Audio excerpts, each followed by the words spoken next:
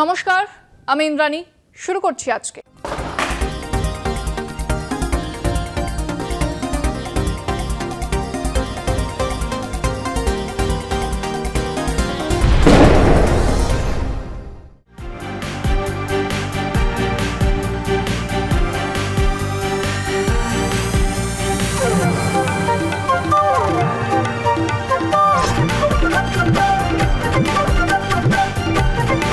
School service পরীক্ষায় সেরা সাফল্য মানেই oxygen books SSC gateway series.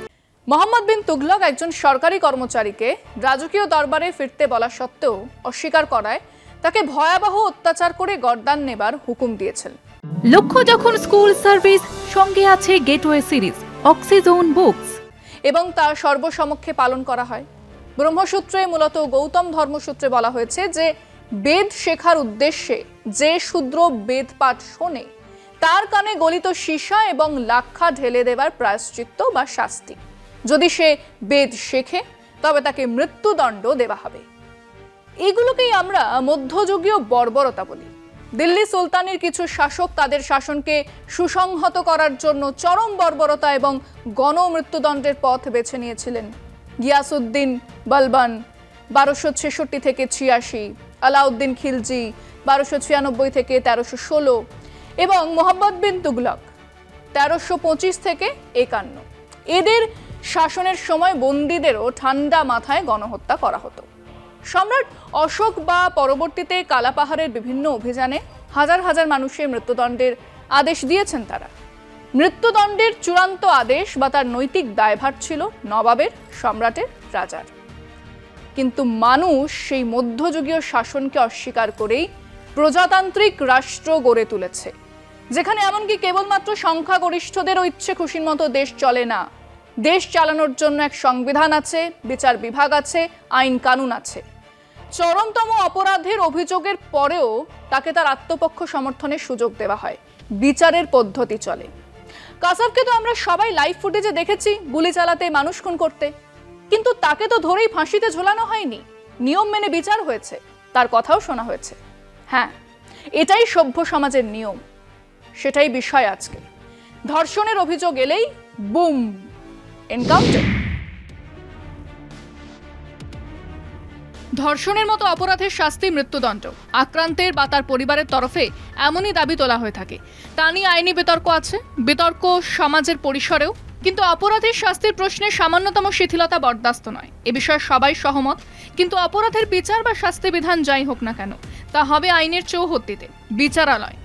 এর ব্যত্যয় ঘটলে বুঝতে হবে আইনের অনুশাসন লঙ্ঘিত হচ্ছে। ভারতে গেরুয়া রাজনীতির হাত ধরে তেমন প্রবণতা লক্ষ্য করা গিয়েছে।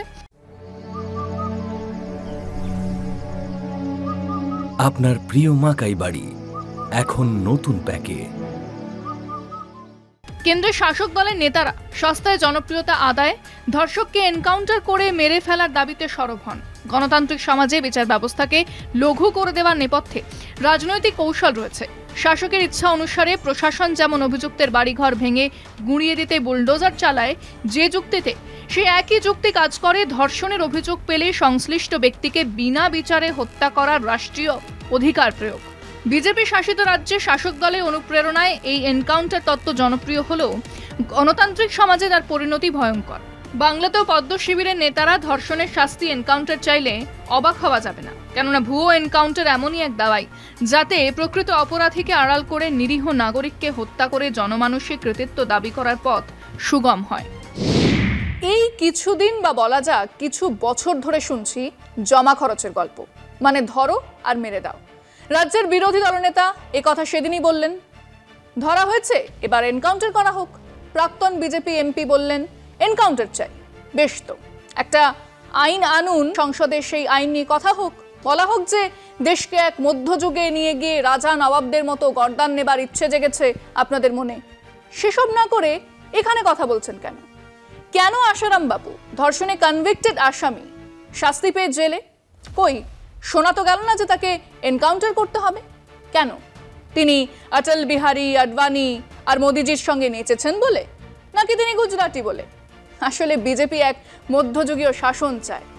আমরা চাই ধর্ষণ কেন, যে কোনো অপরাধে অভিযুক্তদের বিচার হোক আদালতে, শাস্তি দিন বিচারকেরা। জমার খরচের গরদান নেবার মধ্যযুগীয় বর্বরতা আমরা চাই না।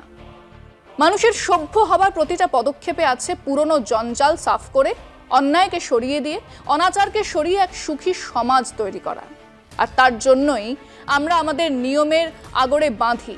হ্যাঁ, একমাত্র মানুষেরাই আইন করে বিবাহের, আইন করে সম্পত্তির, আইন করে সম্পদ বিতরণের। হ্যাঁ, নিজেরাই নিজেদের জন্যই আইন করি। বাঘ, সিংহ, ভাল্লুক বা শেয়াল, নেকড়ে, হায়নারা তা করে না। আমাদের সমাজে সেই আইন কেউ ভাঙলে আমরাই তার বিচার করি, আর সেই অপরাধের জন্য পূর্ব নির্ধারিত শাস্তি তাকে দেওয়া হয়। আমরা আমাদের দর্শকদের জিজ্ঞেস করেছিলাম, দেশে আইন আছে, বিচার ব্যবস্থা আছে, অপরাধের বিচার সেখানে হবে, নাকি রাজ্যের বিরোধী দলনেতা বা প্রাক্তন বিজেপি সাংসদেরা বিচার করবেন, এনকাউন্টারের দাবি তুলবেন? শুনুন মানুষজন। পশ্চিমবাংলার সাধারণ মানুষের মনের কথাটাই বলছেন, এতে অবাক হওয়ার কিছু নেই। দেখুন, এনকাউন্টার যদি সমস্ত রাজ্যের পুলিশ করতে থাকে তাহলে আমাদের কোর্ট তুলে দেওয়াই দরকার। আইন আমাদের ভাবে সুষ্ঠুভাবে চলছে, এটাকে কেউ বিজেপির কিছু লোক আছেন, তারা এখানে এসে পুরো এটাকে ভাবে একটু অন্যরকম ভাবে মানুষের মনে একটা করতে চাইছে, কিন্তু এতে কোনো কিছু করতে পারবে না। মুখ্যমন্ত্রী বারবার বলেছে যে মেয়েদেরকে কিভাবে দমিয়ে রাখা যায়, সেটা মুখ্যমন্ত্রী বারবার বলে দিয়েছে। দেখতে পেয়েছি কি যে উনি ফ্রিডম অফ লাইফ মেয়েদের থেকে কেড়ে নেওয়ার চেষ্টা করেছে। আজ কদিন আগে দেখলাম আরজিকর ঘটনা, তারপর দেখলাম কসবা ঘটনা, তারপর দেখলাম আবার একটি মেডিকেল কলেজের ঘটনা দুর্গাপুরে। বিচার ব্যবস্থা তো আইন আদালতেই তার বিচার হয়। এখন যদি কেউ মনে করে যে আমরা জনপ্রতিনিধি হয়ে আমরা বিচার করব, এটা তার নিজের ভুল ধারণা। এটা কোনো রাজনৈতিক দলের বিচার্য বিষয় নয়। দেশের আইন আছে, আদালত আছে।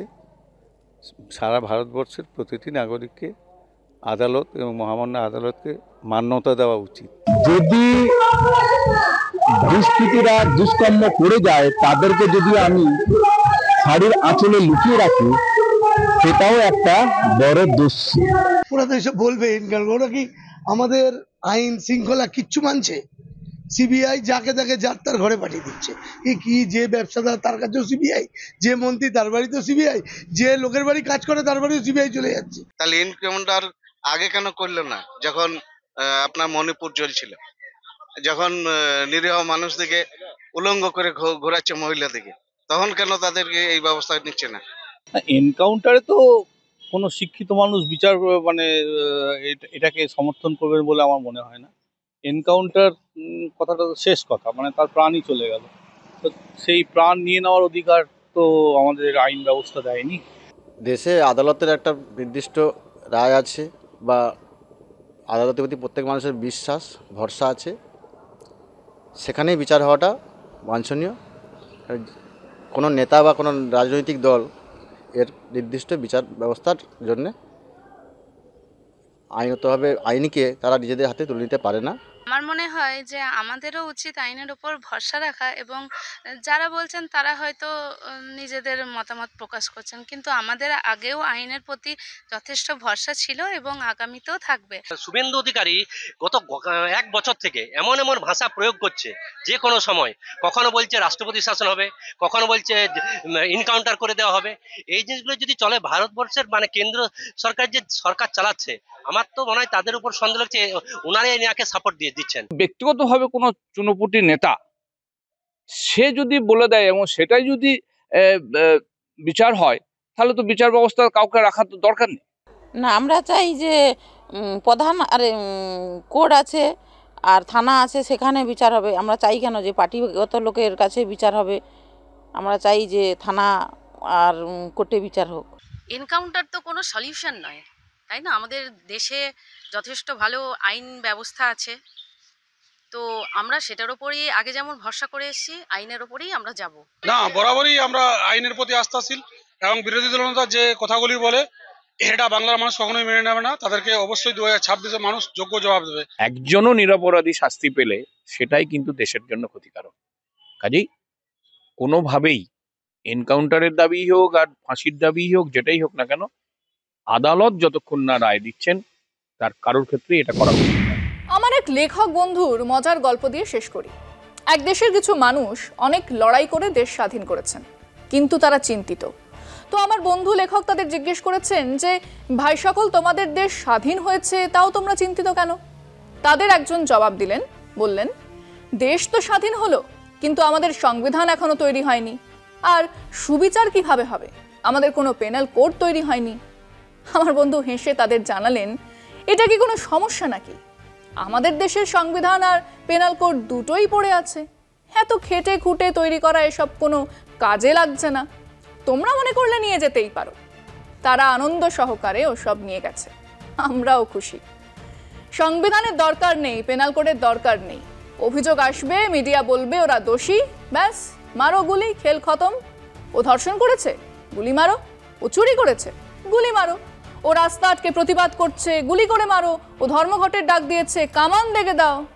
মানে ওসব সংবিধান, বিচার অনেক সময় সাপেক্ষ ব্যাপার। তার থেকে অনেক সোজা, সাত সকালে নিয়ে যাও, গাড়ি থেকে নামাও, তারপরে ঢিচকেও গুড়ুম, মামলা খতম। এবার রিভলভারটা অমিতাভ বচ্চনের মতো বাঁ হাতে চালাবেন না বিনোদ খান্নার মতো ডান হাতে, সেটা বরং বসে ঠিক করা যাক। আজকে এ পর্যন্তই। দেখতে থাকুন কলকাতা টিভি, রাত দিন 7 দিন।